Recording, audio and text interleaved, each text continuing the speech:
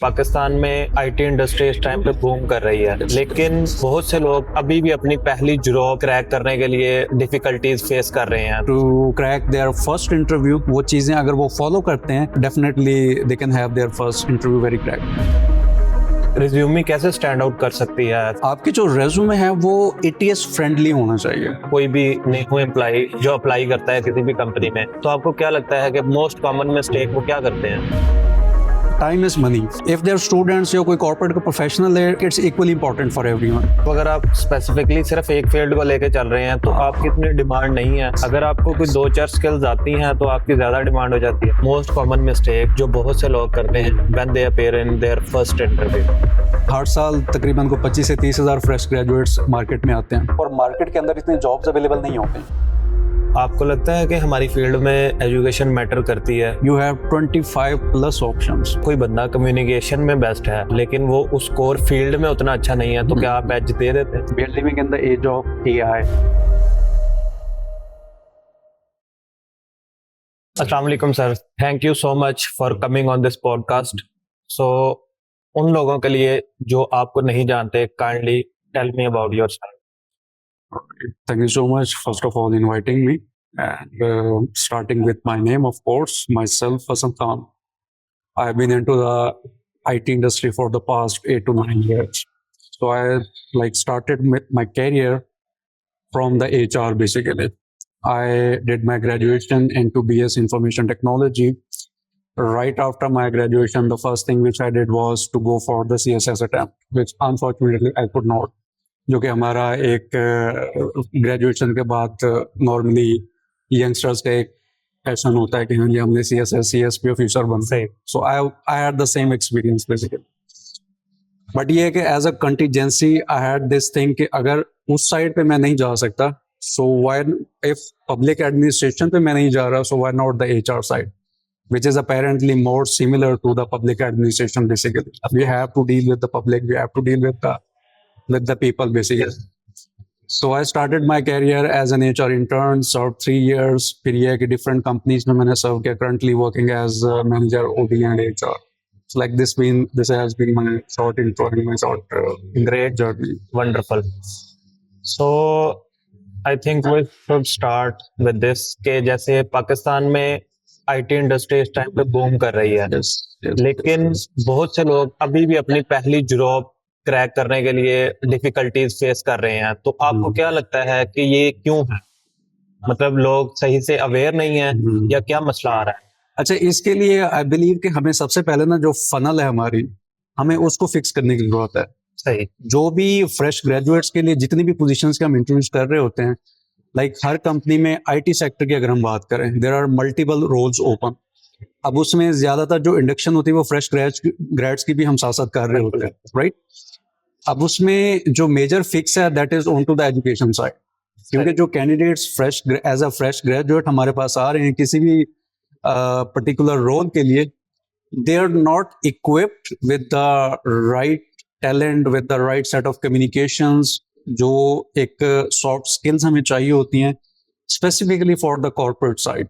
सो वो चीज कहीं ना कहीं पे आई बिलीव कि वो थोड़ा लैग कर रही होती है। तो आपको मतलब क्या लगता है कि किस तरह हम इस चीज को बेहतर कर सकते हैं कि जब कोई स्टूडेंट अपनी यूनिवर्सिटी में है या अपने स्टडी टाइम पीरियड में है, तो उसको क्या चीजों का ख्याल रखना चाहिए कि वो साथ साथ ग्रो कर सके अपने आप? अच्छा, इसमें रिसेंटली ना एक ट्रेंड देखने को मिल रहा है। When I was into my graduation, ये कंसेप्ट बहुत कम था। अब एक चीज जो ट्रेंड हम देख रहे हैं, ऑब्जर्व कर रहे हैं कि फाइनल ईयर का जो FYP होता है उनका, वो एज अ एक इंटर्नशिप उनको मस्ट हैव होती है उनके लिए कि वो कहीं ना कहीं पे जाके कॉर्पोरेट में अपने फील्ड डोमेन से रिलेटेड उन्होंने एक इंटर्नशिप करनी है। सही। सो उस इंटर्नशिप का फायदा उन्हें ये होता है कि they are like mentally and in terms of के कौन सी स्किल्स उनको रिक्वायर्ड हैं, उसके लिए टू सम एक्सटेंट वो क्या होते हैं, रेडी होते हैं before jumping into their corporate career for their first job. So जो चीज आपने कही है ना कि प्रैक्टिकली हम इस चीज को कैसे इनहेंस कर सकते हैं, दिस इज यू कैन से अ गुड एग्जांपल कि वो कैसे अपने आप को फर्दर इनहेंस कर सकते हैं।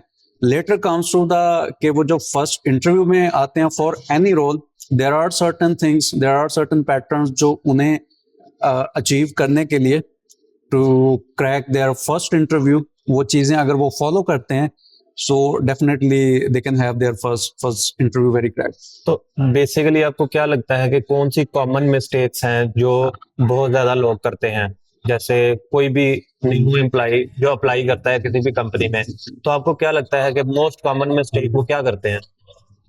First of all, I believe is the lack of clarity. क्योंकि जितने भी हमारे पास स्टूडेंट्स आ रहे होते हैं, they don't have the clarity about what? about what career progression, what particular career they have to pursue basically. It's just कि अच्छा हम आ रहे हैं, जॉब मिल जाए and that's enough for clear नहीं है कि कैसे clear डायरेक्शन नहीं है क्लियर उनको सही। बेसिकली. It's just कि वो जाएंगे अप्लाई करेंगे, अच्छा प्रोजेक्ट कोऑर्डिनेटर के लिए जॉब मिल रहा है, चलो ठीक है कर लेते हैं, ग्राफिक डिजाइनर है, अच्छा चलो ठीक है कर लेते हैं. सही। They don't have that insight basically. Keeping in view कि उनका एजुकेशनल बैकग्राउंड किस पर्टिकुलर डोमेन में है और उनका इंटरेस्ट किस पर्टिकुलर डोमेन में है.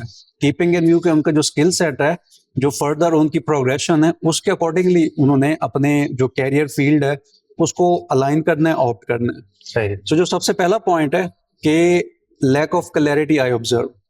दूसरी चीज ये है कि इवन दो किसी ना किसी रोल पे वो शॉर्टलिस्ट हो जाते हैं, राइट, आफ्टर 3 months वो कोई इंटर्नशिप करेंगे 3 या 6 माह की. इंटर्नशिप के बाद दे फील लाइक अच्छा ये डोमेन मेरे लिए मजा नहीं नहीं बना, आ मजा नहीं आ रहा, किक नहीं मिल रही, वाइब नहीं आ रही, राइट.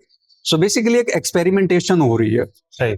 सो उस एक्सपेरिमेंटेशन को time is money. If their students या कोई कॉर्पोरेट का प्रोफेशनल है, like it's equally important for everyone.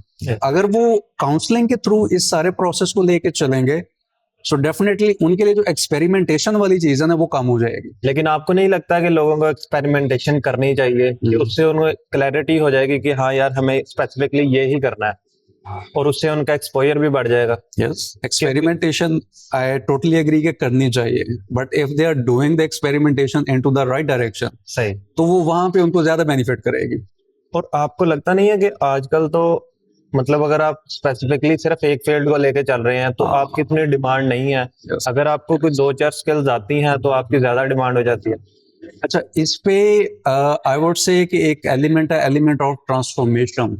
We are living in the age of AI, right. Previously होता ये है कि अगर आप किसी भी एक डोमेन में है ना, आप सिंगल हैंडेडली एक कोर डोमेन है, आपके पास वो डोमेन नॉलेज है, आप उसी को लेके अगले 8 साल 10 साल तक आप उसको चला सकते हैं, राइट. इस टाइम पे scenario is quite different. So उसके लिए हम एक टर्म यूज करते हैं which is like jack all of all trades, कि आपको थोड़ा थोड़ा हर चीज के बारे में क्या होना चाहिए, नॉलेज होना चाहिए. आपकी जो कोर डोमेन है वो वही रहेगी, that is not going to change. But क्योंकि you have to interact with people from different domains, from different departments, उसके लिए आपकी जो एक इनसाइट है वो डेवलप होनी चाहिए, राइट. तो वो जो एक्सपेरिमेंटेशन वाला एलिमेंट है ना, you have to stick to your core domain basically, right.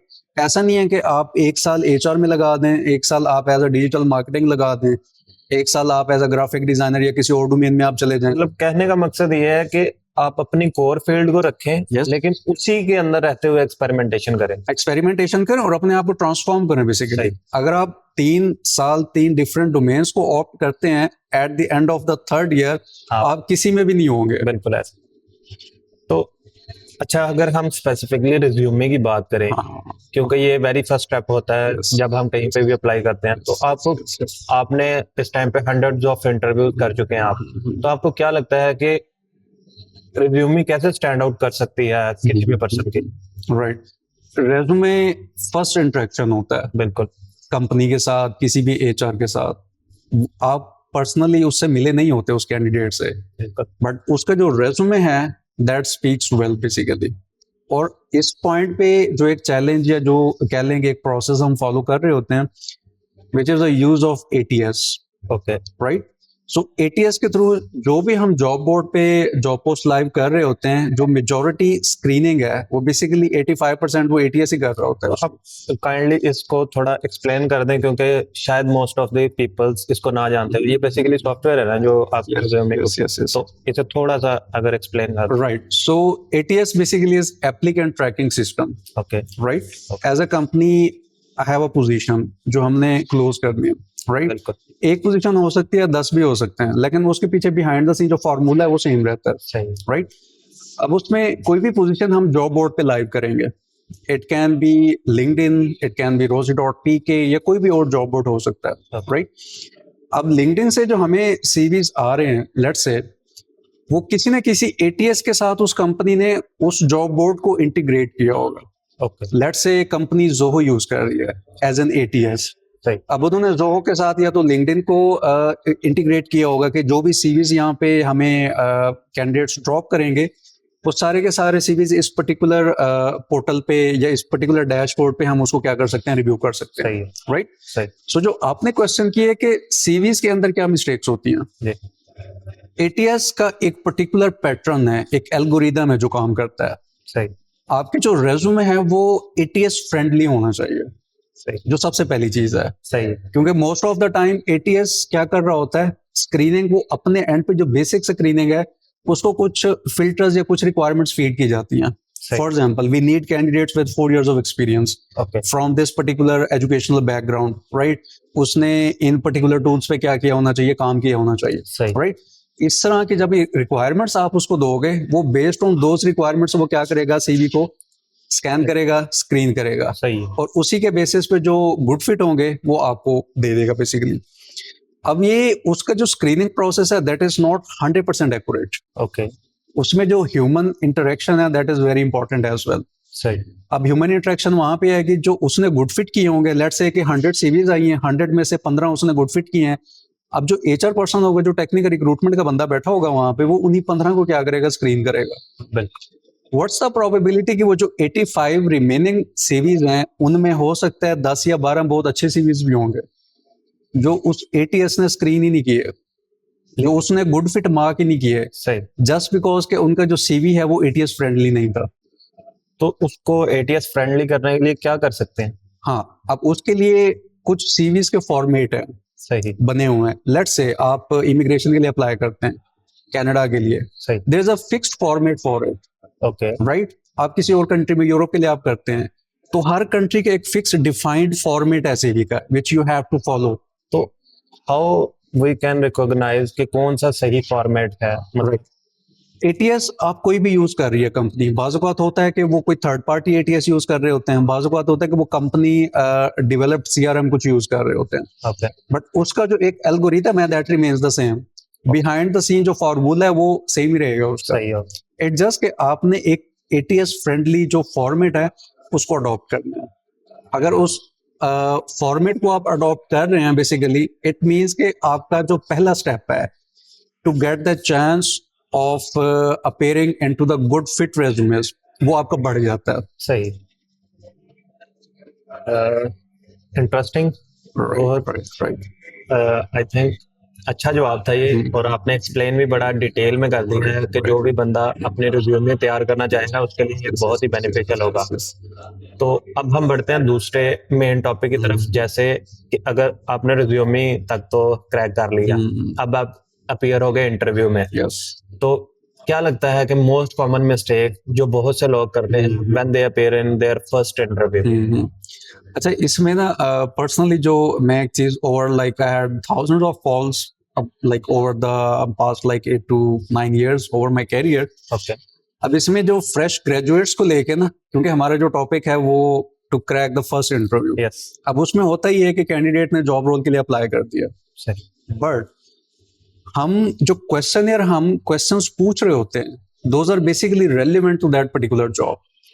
For example, we are looking for a project coordinator, right. So question here graphic designing से रिलेटेड नहीं होगा, बिल्कुल, वो किसी और डोमेन से नहीं होगा। दैट वुड बी एक अंडरस्टूड सी बात है कि वो प्रोजेक्ट कोऑर्डिनेशन से रिलेटेड ही, उसी रोल से रेलेवेंट क्वेश्चन ईयर होंगे, राइट।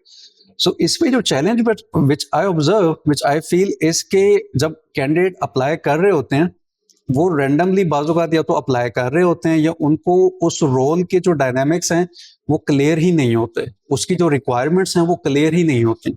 सही, फॉर एग्जांपल, प्रोजेक्ट कोऑर्डिनेटर की जो एक कोर रिक्वायरमेंट है that is to coordinate, that is to communicate with different teams, with different stakeholders, that is the key skill, key requirement, right.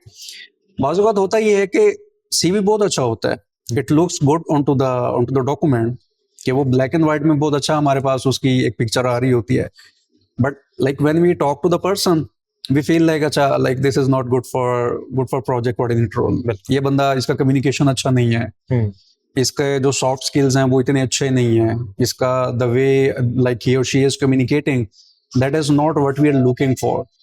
सही। So इसमें जो सबसे पहला बैरियर आ जाता है ना is to understand the requirement. अगर आप किसी रोल के लिए अप्लाई कर रहे हैं, यू शुड डेफिनेटली अंडरस्टैंड कि उसकी कोर रिक्वायरमेंट्स क्या हैं। सही। उस रिक्वायरमेंट के मुताबिक अपने आप को आपने क्या करना होता है, प्रिपेयर कर। अ, अभी जिस तरह आपने बात की कि लोगों को नॉलेज नहीं होती, मतलब उन्हें कि वो किस रोल के लिए अप्लाई कर रहे हैं, तो आप अगर कोई बंदा कम्युनिकेशन में बेस्ट है लेकिन वो उस कोर फील्ड में उतना अच्छा नहीं है, तो क्या आप एज दे देते हैं? डेफिनेटली। सही। अब इसमें एज हम देते हैं specially on to the beginning level roles, okay. Right. For example हम कोई एमटीओ हायर कर रहे हैं, हम कोई इंटर्न हायर कर रहे हैं, या कोई जूनियर या एसोसिएट लेवल का हम रिसोर्स हायर कर रहे हैं, तो उसमें जो कोर एक प्रेफरेंस होती है that is to find the cultural fit, okay. जो कि कंपनी का कोर फोकस होता है। सही। That we need to find someone जो कल्चरली इस हमारे ऑर्गेनाइजेशन के जो डायनामिक्स हैं इसके अंदर वो कल्चरली फिट इन करता हो। सही।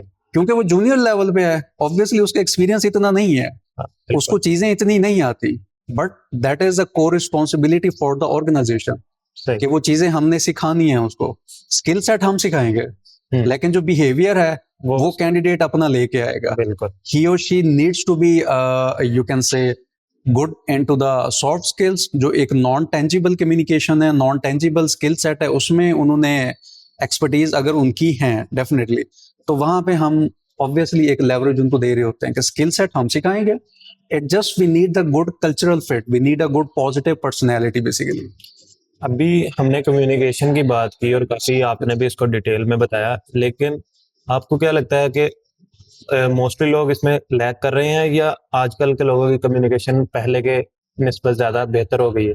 कंपैरेटिवली आई वुड से कि इट्स बेटर, ओके। लेकिन still it needs to be like further हम इसको इनहेंस करने की जरूरत है। सही। क्योंकि एजुकेशन की अगर हम बात करें, जैसे मैंने पहले बताया कि हमें अपना फनल सिस्टम फिक्स करने की जरूरत है बिल्कुल। कि कितना हमारे पास हर साल तकरीबन को 25 से 30 हजार फ्रेश ग्रेजुएट्स मार्केट में आते हैं, राइट। और मार्केट के अंदर इतनी जॉब्स अवेलेबल नहीं होती। मार्केट के अंदर पर ईयर हमारे पास जो अवेलेबल जॉब्स होती हैं, हो सकता है कि वो 5,000 से 7,000 के दरमियान या मैक्स 10,000 का थ्रेशोल्ड होता है जो जॉब्स अवेलेबल होती हैं for fresh graduate specifically. Jobs इससे ज्यादा होती हैं लेकिन वो एक्सपीरियंस रिसोर्सेज के लिए होती हैं। अब आपके पास जो थ्रेशोल्ड है, you have to stand out. अब आप अपने स्किल सेट तो आपके पास नहीं है, you are a fresh graduate, आपने अपने कम्युनिकेशन के बेसिस पे स्टैंड आउट करना है। ओके। तो इस पॉइंट पे थोड़ा सा इन्हेंसमेंट है, थोड़ा एक सेल्फ अवेयरनेस आई बिलीव के जो हमारे पास जेंजीज आ रहे होते हैं एज अ फ्रेश ग्रेजुएट, तो उनके अंदर ये सेल्फ अवेयरनेस वाला एलिमेंट है एज कम्पेयर टू के जो हम इससे पहले हम रिक्रूटमेंट जो कर रहे होते थे। So it's quite better now. अभी आपने थोड़ा ग्रेजुएशन को लेके काफी जोर दिया है, लेकिन आपको लगता है कि हमारी फील्ड में एजुकेशन मैटर करती है? मतलब किसी भी फील्ड में अगर आईटी सेक्टर में जाता है कोई बंदा, अगर वो किसी वजह से ग्रेजुएशन नहीं कंप्लीट कर सका, तो फिर भी लेकिन उसके पास स्किल सेट है, तो क्या वो बंदा स्टैंड आउट कर पाएगा? इसके दो डिफरेंट अप्रोचेस हैं, right. Skill set, let's say कि आपके पास एजुकेशन, आपकी ग्रेजुएशन कंप्लीट नहीं है, कुछ डोमेन्स, कुछ डिसिप्लिन्स ऐसे होंगे जहां पे आप बगैर ग्रेजुएशन के भी स्टैंड आउट कर जाएंगे। फॉर एग्जाम्पल, आपने इंटरमीडिएट किया, इंटरमीडिएट के बाद you got a technical role, intern level पे आपने स्टार्ट कर दिया, राइट। And in the meantime आप विक्टोरिया यूनिवर्सिटी से अपनी ग्रेजुएशन कंप्लीट कर रहे हैं। Company does not have to like, उनको कोई कंसर्न है ही नहीं सही कि वो ग्रेजुएशन आपकी कंप्लीट है कि नहीं है। इट जस्ट कि वो बंदा इन टर्म्स ऑफ स्किल सेट बहुत अच्छा है, he is a good graphic designer, he is a like good at video editing. Education उसकी कंप्लीट नहीं है, लेकिन कुछ डोमेन्स ऐसी हैं, कुछ डिसिप्लिन्स ऐसे हैं कॉर्पोरेट के अंदर जहां पे आपकी एजुकेशन जो ग्रेजुएशन इट्स मैंडेटोरी। सही। इवन दो कि अगर बगैर एजुकेशन कंप्लीट किए आप अपनी फर्स्ट जॉब पे लैंड कर भी रहे हैं, बिगिनर लेवल पे हो सकता है आपको इतना इम्पैक्ट ना करे। Like when you are on to the leadership role and the later stages of your career, 5 साल बाद, 8 साल बाद, 10 साल बाद, जब आप एक टीम मैनेज कर रहे होंगे, इंटरनेशनल स्टेक होल्डर के साथ कम्युनिकेट कर रहे होंगे, वहां जाके जो एजुकेशन की कमी है ना वो आपको हॉन्ट करेगी वहां पे। लेकिन आजकल तो मार्केट में ये भी बड़ा चल रहा है इस तरह, चाहे का कोर्स लो, स्टडी की जरूरत ही नहीं है आजकल, ग्रेजुएशन की जरूरत नहीं है, आप अपने क्यों इतने 5 साल जाया कर रहे हैं। Right right. तो ये फिर सब फेक है। एजुकेशन की जरूरत है, keeping in view the education is as much practical as it needs to be. Okay, इसमें जैसे मैंने बताया कि इंटर्नशिप वाली चीज अब शुरू हो गई है बिल्कुल। कि आपने आखिरी सेमेस्टर जो F5P है, आपने कॉर्पोरेट में जाके अपने आप को थोड़ा एक्सपोजर लेना है। That is a good example कि आपने एजुकेशन है but it's as practical as much needed to your career needs. Okay, and अगर इस टर्म्स में आप एजुकेशन ले रहे हैं तो definitely it's good. All together आप डिनाई नहीं कर सकते। बिल्कुल वही है कि मतलब एजुकेशन आपकी मैटर करती है डेफिनेटली। कहीं ना कहीं आपने आपको- कल को 5 साल बाद 10 साल बाद प्रमोशन लेनी है, सही। डेफिनेटली जब कंपटीशन होगा। For example we have 3 project managers okay, जो कि प्रमोशन के लिए क्यू में है, राइट। अब उनका जो पोर्टफोलियो है, लेट्स से कि हम कंसीडर कर रहे हैं like he is good at communication, okay, he is good at skill set, he is okay, right, he has a domain knowledge, he has exposure etcetera, right. So when it comes to कि उनका जो एक overall portfolio हम देखते हैं, 2 बंदे ऐसे हैं, एक ने मास्टर्स किया हुआ है फ्रॉम यूएसए, सही। एक ने मास्टर्स किया हुआ है from LUMS, and the other one जो तीसरा कैंडिडेट है उसने अपनी ग्रेजुएशन की कंप्लीट नहीं की। तो जब लीडरशिप रोल पे आप आएंगे, एक मैनेजरियल रोल पे आप आएंगे प्रमोट होने के लिए, कंपटीशन में आपको वो लोग मिलेंगे जो एजुकेशन वाइज भी क्या होंगे, on to the strong suit होगा उनका, स्किल सेट के एतबार से भी वो लोग क्या होंगे, ऑन टू द कि एक एज होगा उनके पास।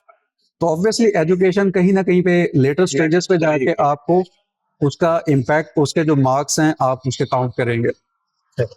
हसन भाई काफी अच्छा लगा ये सब डिस्कशन करके, लेकिन अब हम इस वीडियो को थोड़ा समराइज करते हैं कि जैसे जो जूनियर आने वाले स्टूडेंट्स हैं या कोई भी है, उनको आप क्या रिकमेंड करेंगे कि आजकल किस इंडस्ट्री का बूम ज्यादा है, कि कौन सी इंडस्ट्री में उन्हें आना चाहिए और क्या स्पेसिफिक क्राइटेरिया होना चाहिए उनका अभी के लिए? अच्छा, इसमें हम एक पर्टिकुलर जो एजुकेशन डिसिप्लिन है ना उसको हम ऑप्ट कर लेते हैं। फॉर एग्जांपल आपने एजुकेशन की है आईटी में या सीएस में, आप सीएस और आईटी में ग्रेजुएशन लेके you have 25 plus options. Okay, कि आप उन 25 से ज्यादा आपके पास कैरियर पाथ्स हैं जिनमें से आप अपना जो कैरियर पाथ है ऑप्ट कर सकते हैं। Okay, right. इसमें कुछ जो है मैं आपको उसके लिस्ट भी मैं बता देता हूँ। फॉर एग्जांपल अगर तो डेवलपमेंट में आपका इंटरेस्ट है, डेवलपमेंट के फर्दर अगर हम उसको एक ड्रॉप डाउन देखते हैं कि उसके मल्टीपल स्टैक्स हमारे पास आ जाते हैं। Okay, starting from .NET, iOS, Android etcetera, बहुत सारे उसके अंदर कैटेगरीज हमारे पास आ जाती हैं। 10 से 15 सीधे सीधे आपके पास स्टैक्स हैं। इसका मतलब है कि हर स्टैक का एक डेडिकेटेड कैरियर पाथ है, राइट। अगर कोई iOS या एंड्रॉयड डेवलपर है उसका एक प्रॉपर कैरियर रोड मैप है। सही, राइट। सही। इसी तरीके से आपके पास कुछ ऐसी डोमेन्स भी हैं जो कि प्रोग्रामिंग या कोडिंग से हटके हैं। फॉर एग्जांपल डाटा एनालिसिस में आप जा सकते हैं, आप बिजनेस एनालिसिस में जा सकते हैं, आप मार्केटिंग में जा सकते हैं। मार्केटिंग के अंदर फर्दर एक ड्रॉप डाउन है इटसेल्फ। मार्केटिंग में 6 से 7 आपके पास मेजर कोर डोमेन्स आ जाती हैं। सही, राइट। आप एसक्यूए में जा सकते हैं, आप डेवऑप्स में जा सकते हैं। राइट। सो एक ऐसा बच्चा जो ग्रेजुएशन करके रिसेंटली अभी यूनिवर्सिटी से बाहर आया एंड ही और शी इज कंफ्यूज कि मैंने क्या करना है, उसके पास 25 प्लस ऑप्शंस हैं। ओके, इट जस्ट कि उन्होंने देखना है कि अच्छा किस पर्टिकुलर कैरियर पाथ का प्रोग्रेशन क्या है। अगर मैं डेवऑप्स ऑप्ट कर लेता हूँ, where do I see myself in to the next 5 years। Okay, basically कहने का मकसद ये है आपका कि जॉब्स अवेलेबल हैं, yes. लेकिन स्पेसिफिकली आपको एक समराइज करना पड़ेगा अपने आप को कि आप बेसिकली करना क्या चाह रहे हैं। yes, yes. Okay, thank you very much for coming on this video. लेकिन लास्ट में एक ऐसी एडवाइस जो आप करना चाहें किसी को और जो आपको कहीं से मिली हो कि जिसने आपके लिए बाकी इम्पैक्ट डाला हो आपकी लाइफ पे। राइट। इसमें स्टूडेंट्स के लिए एक एडवाइस है मेरी, आई मीन जो भी कैरियर पाथ आप ऑप्ट करना चाह रहे हैं, जस्ट गिव योर बेस्ट। लेकिन उस कैरियर पाथ में एंटर होने से पहले you just need to make sure कि दिस इज द स्ट्रीट जिसमें मुझे एंटर होना है। ओके, आपके सामने अगर 25 डिफरेंट कैरियर पास हैं ना, इट्स मोर लाइक कि आपके सामने 25 डिफरेंट स्ट्रीट्स हैं, ओके। आपने किस पर्टिकुलर गली में एंटर होना है। ऐसा ना हो कि आप गली में एंटर हो, 2 साल 3 साल लगाएं, 3 साल बाद आपको रियलाइज हो अच्छा ये गली तो आगे जाके बंद है मेरे लिए। सो वो बंद गली में नहीं जाना आपने। सही। इसका बेस्ट वे ये है कि have a counselling session with someone who has the domain knowledge, okay. जिसने इंडस्ट्री के अप्स एंड डाउन्स को सारा करीब से देखा हो। ऑब्वियसली वो बंदा आपको बेहतर तरीके से गाइड कर सकता है। बिल्कुल। So the advice is to take the guidance from someone who has a knowledge, so that आपकी जो फर्स्ट मूव है that is very much calculated. बिल्कुल। आप एक प्रॉपर सेल्फ अवेयरनेस के साथ आप एक डिसीजन ले रहे हैं। आपको पता है कि अच्छा मैं ये कैरियर पाथ में ऑप्ट कर रहा हूँ, I can unlock these particular levels, कि मैं 2 साल बाद मैं यहाँ पे होऊंगा, 4 साल बाद मैं यहाँ पे होऊंगा। एग्जैक्टली अगर उसी जगह पे ना भी नहीं भी होगा ना, उससे करीब तक कहीं ना कहीं पे वो लैंड कर ही जाएगा। बिल्कुल ऐसे। So that's my tip for the graduate. Thank you very much, बहुत अच्छा लगा आपसे बात करके। और बेसिकली मतलब ये काफी नॉलेजेबल भी होगा उन लोगों के लिए जो अपना करियर आईटी फील्ड में स्टार्ट करना चाहते हैं। सो थैंक यू हसन भाई। No problem, thank you so much. अल्लाह हाफिज। अल्लाह हाफिज।